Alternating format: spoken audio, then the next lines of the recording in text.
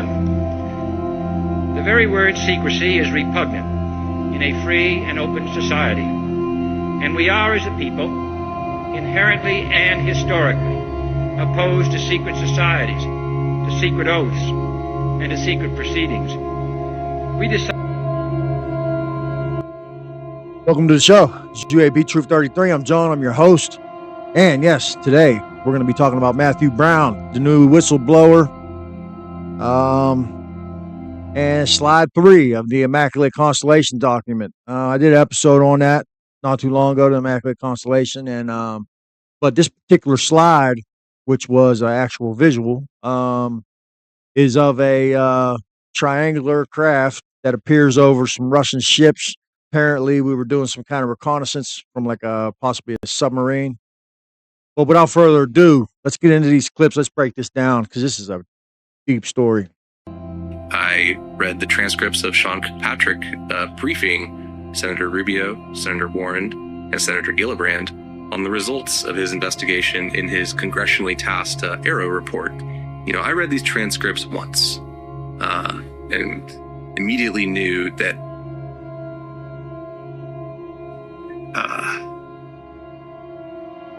veiled threat? No, I knew that I was now something else. I had inside knowledge into the deception of our government by elements of our intelligence community.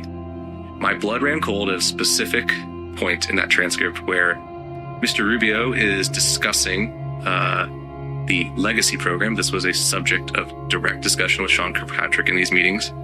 And based on Mr. Kirkpatrick's replies about as vague as they were, but unable to escape the truth of the legacy program, Mr. Rubio's response was, well, what the hell is the executive branch doing? Have they been running this for 60 years without congressional oversight?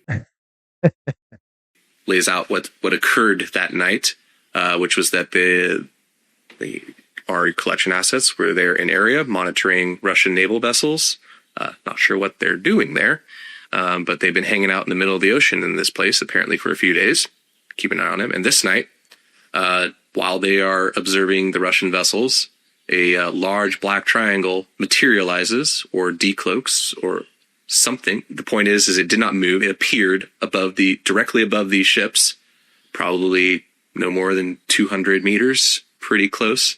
And interestingly, as noted in the report itself, there was no visible reaction from these vessels from what would almost certainly be considered a hostile approach. What do you take away from that? They didn't notice it, or they're not upset about it, or they don't know what to do with it, or what? So the implication also in the text describing it was, the analysis in the text was that the Russian Navy had foreknowledge that this vehicle would appear in that area of the ocean, and they were there specifically to either collect on it themselves or to interact with it in some way. Any indication that it might be theirs, that they knew it's going to be there because they control it? Not in that document. Wow. And I haven't seen anything to make me think that they controlled that particular craft, but didn't see anything to the contrary either. I guess it could be that they've seen it before, that there's nothing they can do about it, so don't get excited about it. Might be, although it is interesting, you know, if it's something that's part of their environment, as it were, why are they making an effort to be in this space at this time to collect on something they already know about? Is it like in the middle of nowhere? Yeah, it's off the coast of Kamchatka, as I recall, in the Pacific Ocean. That's what struck me. I mean, my mind goes to the idea that they were kind of camped out, you know, deep kind of ocean in this one specific area durationally. It kind of implies to me, if I'm thinking outside the box here, there's some form of comms or communication with whoever the operators are of this craft. Am I going too far with that idea? Or? I think it's a reasonable one to have, but it's not one that I can validate. Yeah, let's be clear. You were exposed to something. We're just touching the basics here. We're theorizing. We're talking about a bunch of stuff we don't know, but the descriptions that you were exposed to kind of give you a little insight that we can at least look at some of those assumptions.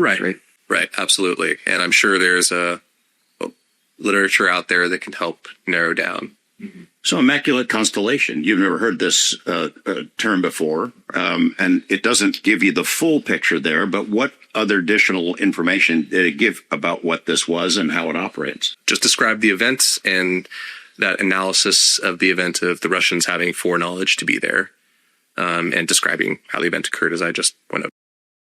Wild case, man. And for those of you that don't know, I believe it's slide 3. And I haven't seen it. Boy, I wish I could see it. I'm going to look for it. If I can find it, you'll be the first to know.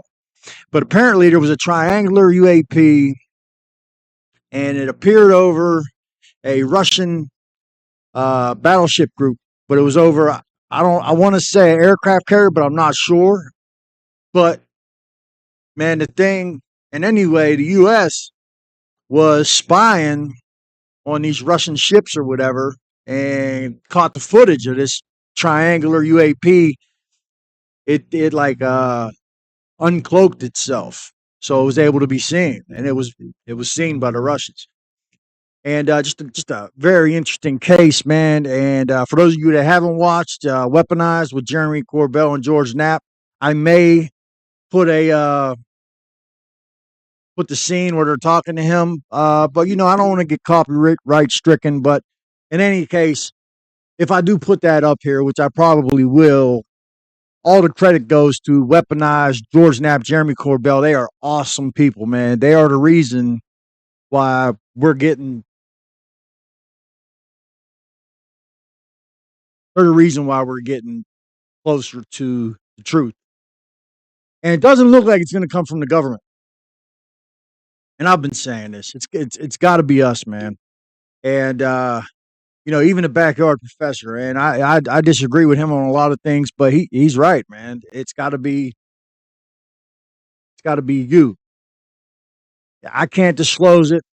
Nobody can tell you what it is. You got to go and explore it yourself, because you're always going to have doubts, because it's a very, very, it's an unbelievable subject. It's hard to grasp that this is happening, that this is real. And man, I tell you what, out of all the people that I know right now, currently, I'd say probably it's not a lot.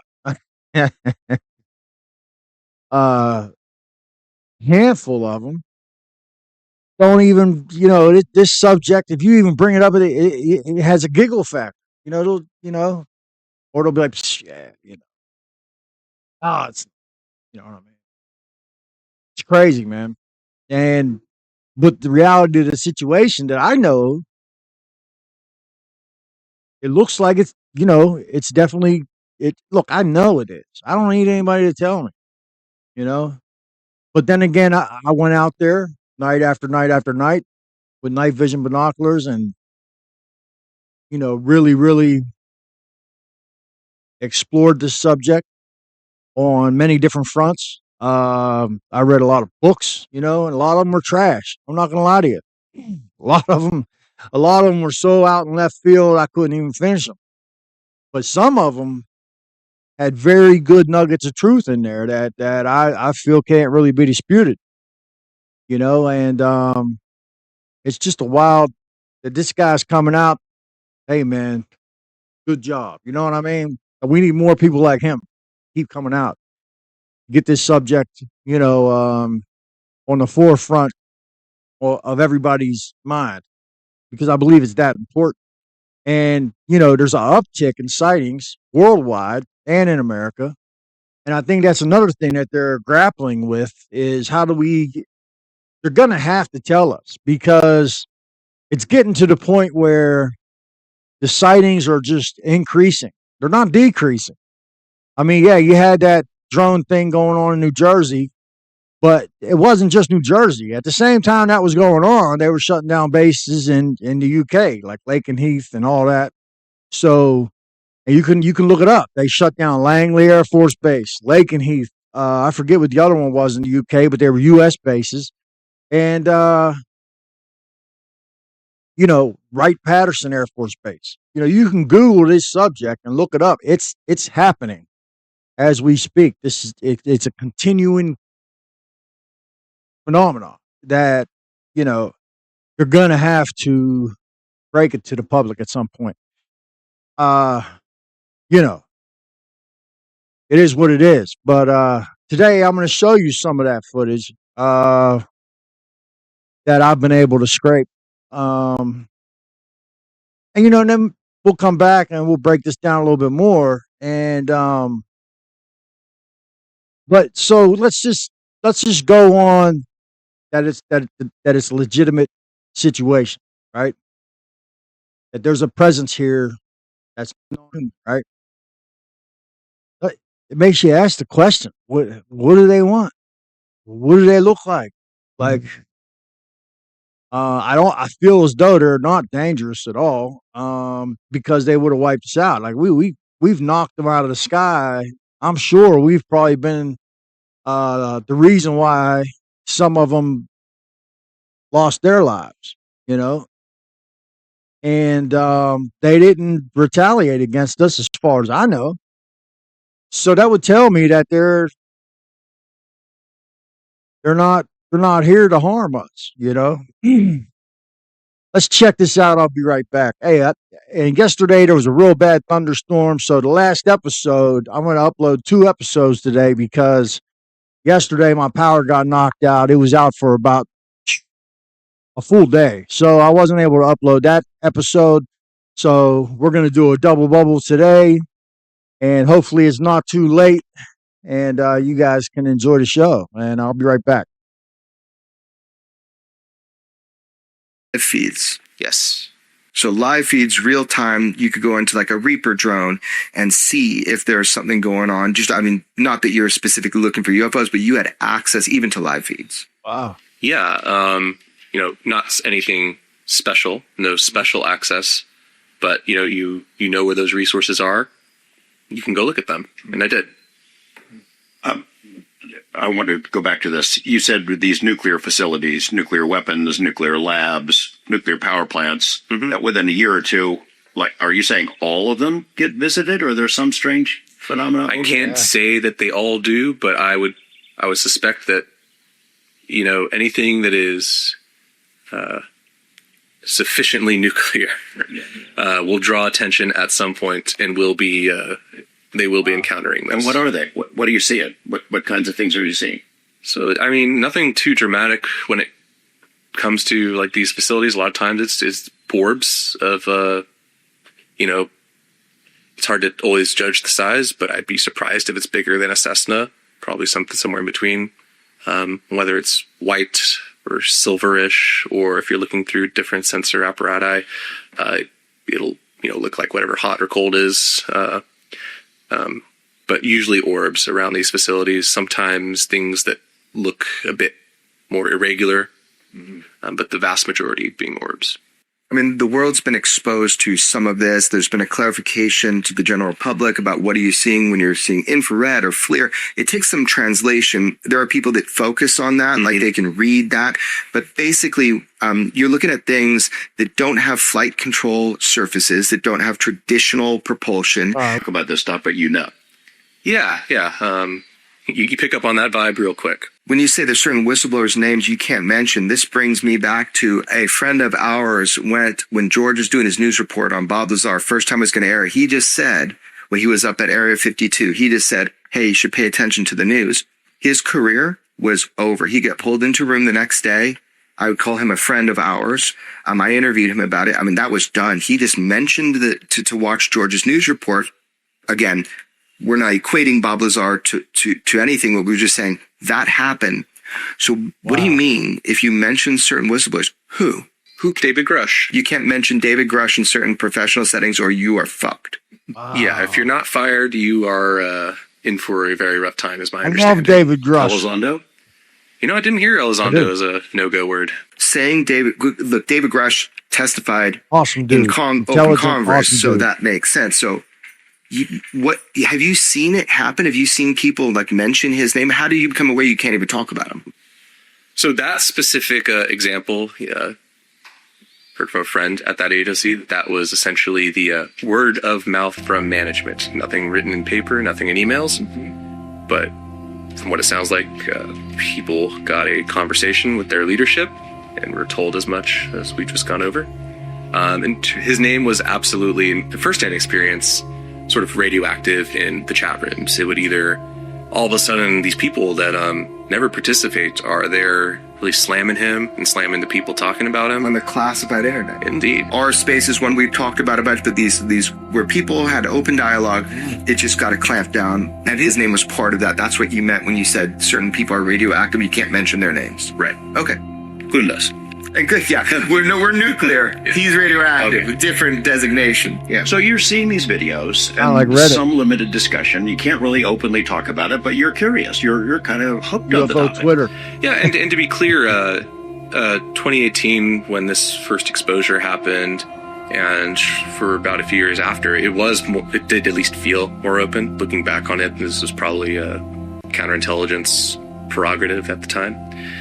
But it was allowed to exist. The discussion was allowed to exist, and it felt more like, people were excited to finally actually be able to talk about this and finally be able to try to compare notes, figure it out. Well, it's when the UAP task force was created. They didn't call it that, but it was up and running, and they were trying to make entreaties out to the intelligence community and DOD. Hey, they wanted input from and partners. Yeah, so I saw that emerge, and I saw it die.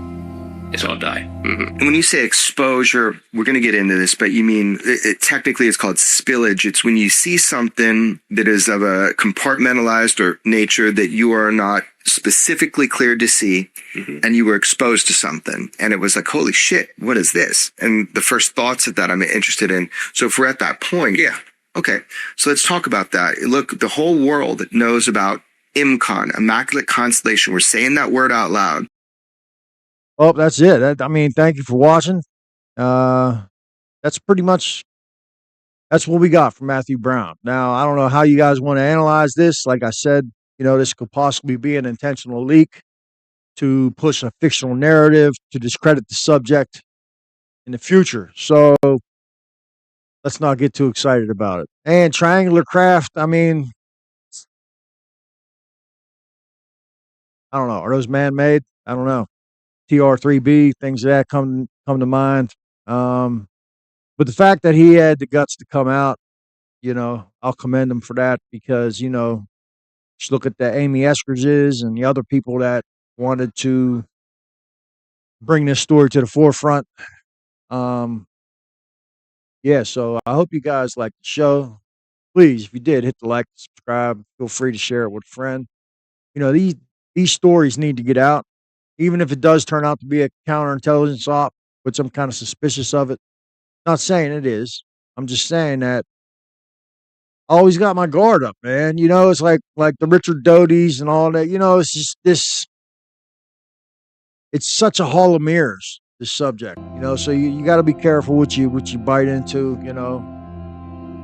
You just never know. So thank you for watching. Till tomorrow. Peace.